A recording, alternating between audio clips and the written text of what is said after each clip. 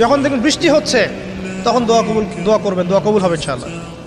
দোয়া করার আগে একবার বলবেন আলহামদুলিল্লাহ, কমপক্ষে একবার বলবেন আলহামদুলিল্লাহি রাব্বিল আলামিন, একবার কমপক্ষে।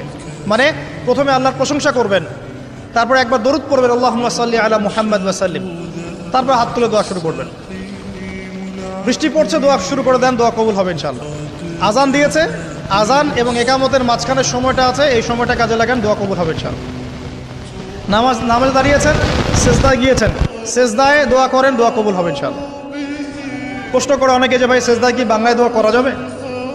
হ্যাঁ যাবে, যদি আপনার নামাজটা নফল নামাজ হয়। কোন নামাজ হয়? ফরজ নামাজে করবেন না, নফল নামাজে করতে পারেন ইনশাআল্লাহ।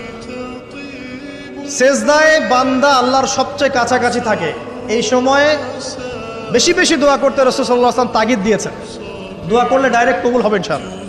পিতা মাতার খেদমত করে দোয়া করেন, দোয়া কবুল হবে।